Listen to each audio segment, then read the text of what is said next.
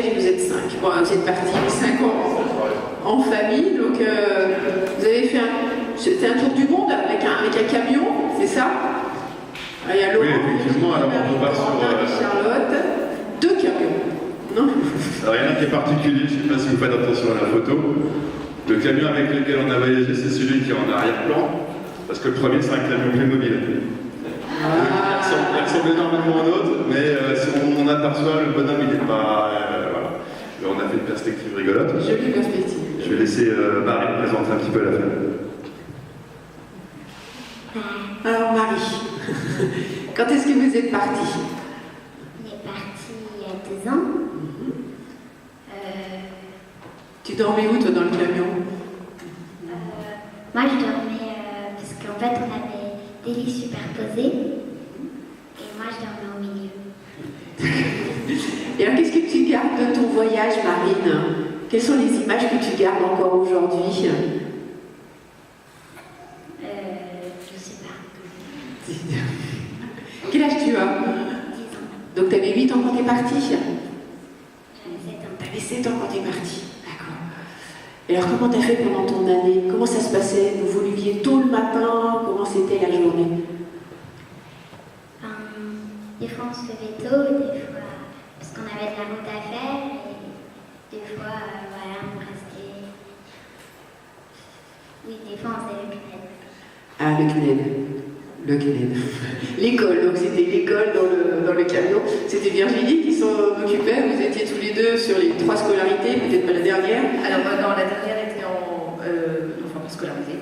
Corentin et Marie, oui, on avait plein de cahiers de CNED, c'était très très bien fait.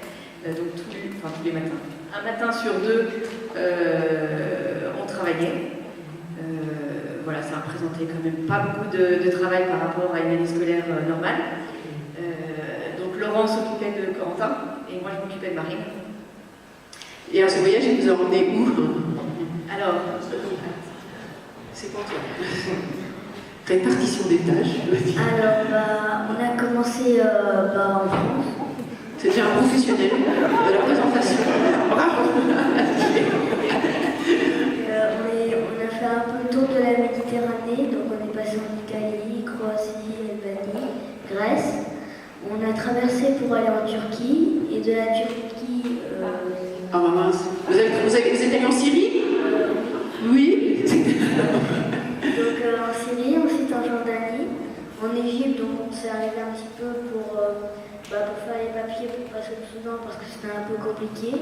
Et donc on a pu voir les pyramides, le Sphinx et tout ça.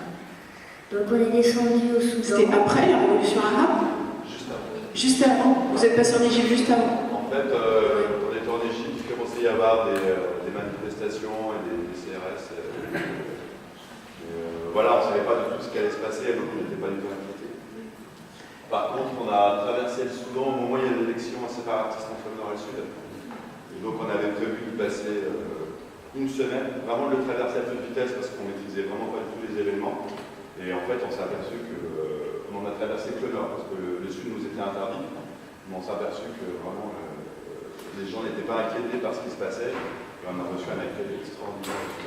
Et on y est resté 1 mois. On y est resté finalement 1 mois au lieu d'une semaine parce que c'était extraordinaire. Pourquoi il y a une différence entre vue d'ici, des fois les événements nous effraient, une fois qu'on est dedans, en fait on le traverse totalement différemment. Alors après le Soudan, t'es allé où, Corentin? Alors après le Soudan, on est descendu en Éthiopie où on n'est pas resté très longtemps. C'était quel pays ça? L'Éthiopie. L'Éthiopie, pas resté longtemps, d'accord. Donc ensuite on est descendu au Kenya, donc c'est ici qu'on a pu voir pratiquement tous les animaux d'Afrique. Donc le lion, la girafe, l'éléphant. Ensuite on est allé au Burundi pour voir un peu de la famille qui habitait au Burundi. On est passé en Tanzanie ici. On a vu la mer, tout ça, il y avait des cocotiers.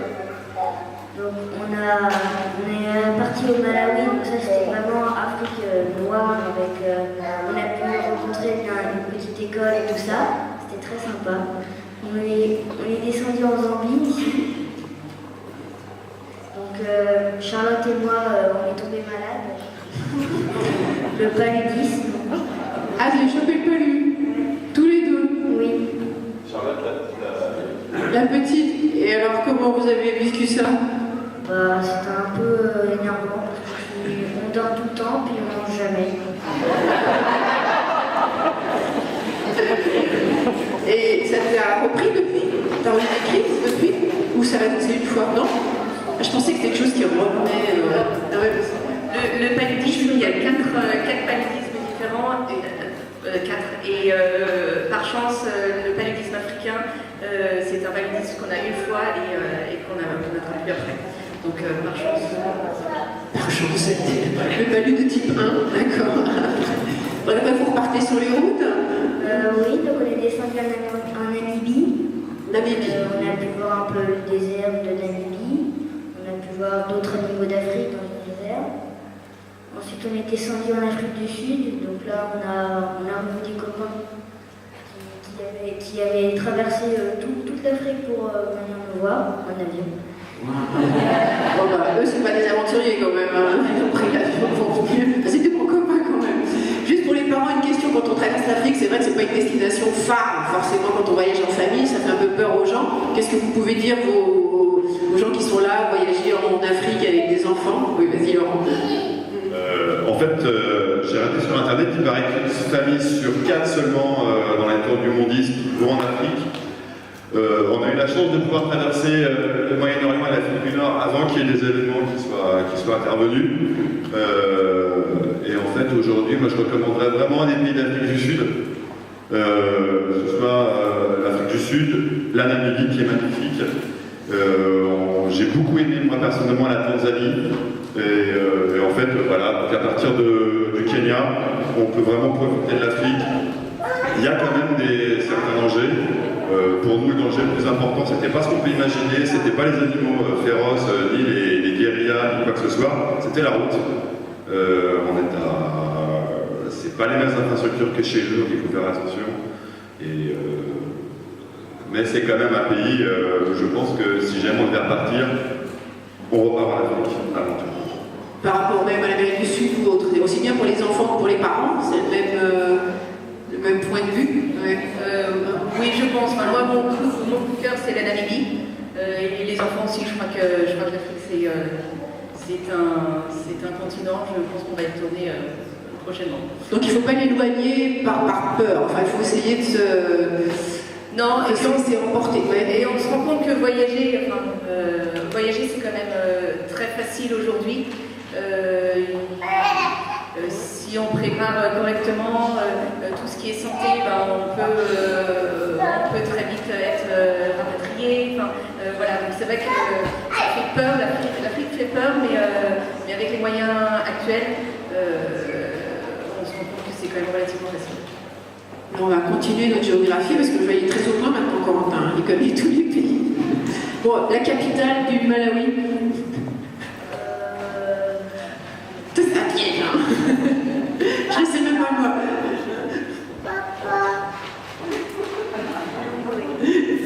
Lilongwe. Lilongwe. Bon, d'accord. Alors on continue. Alors, vous prenez le bateau là. Alors le camion, la carte est un peu fausse. Le camion il est parti vers Londres, vers un bateau vers l'Angleterre, oui. Le camion remonte en bateau jusqu'en Angleterre. Ensuite il est arrivé je crois aux États-Unis et il est revenu à Buenos Aires pendant que nous on faisait notre petite trip vers le Brésil. Donc on a vu Rio, Sao Paulo, on a fait un petit tour ici là. Donc vous récupérez votre camion et vous repartez en camion. Voilà. En transport. Ah, le camion fini. Alors, le camion a mis 2 mois pour faire Afrique du Sud, Buenos Aires. Donc nous, pendant ce temps, on a visité le Brésil en transport en commun. En backpack, comme on dit. Et alors la différence des deux manières de voyager, entre tous les jours sur la route avec le sac sur le dos et la petite maison et le petit camion qui fait un peu cocon en famille. Oui, alors à un moment donné, on louait une voiture, et petite voiture, alors on était vraiment tassé dedans, et on roulait à 80 parce qu'on avait perdu l'habitude d'aller plus vite que ça, parce que c'était la vitesse du camion, donc on se traînait sur les routes du Brésil, qui pourtant est un grand pays. Bon, c'est une autre aventure, ça nous oblige à rencontrer plus de monde, parce qu'on va dans les hôtels, parce que parce puis on devient un petit peu anonyme. On est des voyageurs comme les autres parce que le camion avec sa particularité d'attirer l'attention. Et voilà, on retombe tout d'un coup dans l'anonymat, dans un pays qui est même un continent qui est nouveau. Très surprenant, mais c'est une aventure aussi sympa. Alors, Corentin, on continue, on a une trace sur le Brésil. On est assez vite parti vers Buenos Aires parce que le camion nous avait dit qu'il allait arriver. Donc on est parti assez vite. Donc ensuite à Buenos Aires on a revu des copains. Et on est descendu jusqu'à la péninsule de Valdés. Là on a pu voir des baleines. Et ensuite on a fait Chili-Argentine jusqu'à Ushuaia. Donc Ushuaia c'est la ville la plus au sud du monde. Qu'est-ce qu'on a pensé une fois que tu étais arrivé là-bas? Il faisait froid. Il faisait froid. C'était l'hiver? Décembre, donc c'était l'été, et malgré ça il faisait froid. Donc ensuite on a pris un petit bateau pour 4 jours, on l'a remonté sur les fjords chiliennes. Donc on est arrivé, puis en fait le camion il est un peu cassé. Vous avez cassé le camion. C'était quoi l'usure du voyage ou vous avez eu un accident? Donc on est parti à On n'aura pas la réponse. En fait, on est parti avec un vieux camion qui a 30 ans. C'était un camion de pompier qu'on avait réhabilité en camping-car et on a eu beaucoup de soucis mécaniques. C'était un petit peu le point nord du voyage. Et effectivement, en terre de feu, on a cassé une pièce du compresseur d'air qui fait qu'il était immobilisé. Mais entre-temps, on avait déjà cassé un moteur en Égypte, on avait cassé une boîte de transfert en Grèce. Voilà, c'était... Beaucoup de personnes nous ont dit vous avez fait le tour du monde des garages, oui, c'est un petit peu ça. Prochaine fois, on partira avec un camion plus récent. Vous avez déjà dans l'idée de repartir? La prochaine fois, d'accord. Vas-y, Corentin, alors on est au Chili, on remonte sur les côtes. On est revenu en Argentine et là, on a revu une famille qu'on avait rencontrée sur le bateau. Donc on a pu faire des balades en cheval, voilà. Ensuite, on est parti en Bolivie, donc ça c'était... On a réussi à aller à 5000 mètres d'altitude. Tous les 5. Et vous étiez dans quel état physique? Vous n'étiez pas malade? Non, mais c'était... Le moindre Les gens effort, ont envie de voir. Ouais. le moindre effort, c'était un peu difficile. Vous avez du mal à respirer? Non. Non. Je traverse tout sans encombre. Le palu, le 5000 mètres. Cette capacité d'adaptation, vous l'avez découvert de vos enfants en voyage?